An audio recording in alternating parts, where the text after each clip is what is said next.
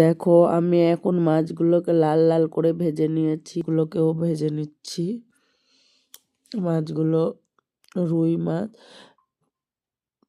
মাথাটা ভেজে নেবো এখানে। মাছ ভাজা আমার কমপ্লিট। এবার এই যে টমেটো কেটে রেখেছি, আলু, বেগুন, বড়ি আর মাছ দিয়ে রান্না করব।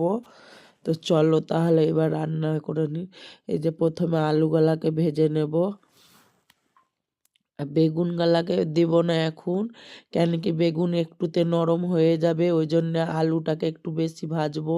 আর বেগুন নরম জিনিস, অল্পতেই নরম হয়ে যাবে, ওই জন্যে বেগুনটা পরে ভাজবো। তা আলু ভাজা হয়ে গেছে আমার। যেটা তোমরা এইভাবে একবার রান্না করে খেয়ে দেখবে, অনেক মজাদার হবে, অনেক টেস্টিকর। আর শীতের সবজি খেতে অনেক মজা। সবাই তো শীতে সব রকম সবজি। দেখো এবার রান্না আমি বসিয়ে দিলাম। এই যে তেল গরম করে মশলা, পেঁয়াজ বাটা, শুকনো লঙ্কা দুটো তেল গরমে দিয়ে দিলাম।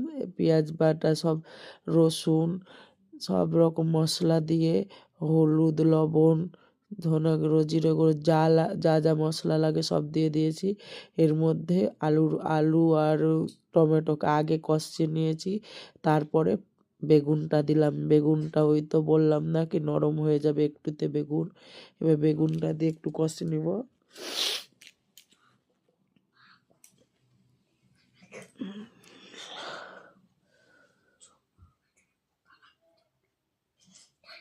এটা একটু কষিয়ে এর মধ্যে জল ছেড়ে দেব।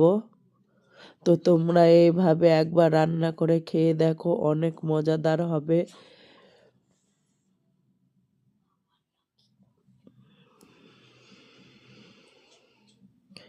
আর আমার রান্নাটা কেমন হয়েছে অবশ্যই কমেন্ট করে জানাবে। দেখো এইভাবে তুমি একবার রান্না করে দেখো, তোমরা রান্না করে খেয়ে দেখবে, অনেক মজাদার হবে। এটা আমি ঢেকে দিলাম। এবার জলটা ফুটবে, তারপরে আমি মাছ বসিয়ে দেব। তো দেখছো কত সুন্দর কালার চলে এসেছে। এই তো বেগুনগুলো বসে গেছে, বড়িও সিদ্ধ হয়ে গেছে। এবার আমি মাছগুলোকে বসিয়ে দিয়েছি, দেখো কত সুন্দর হয়ে গেছে।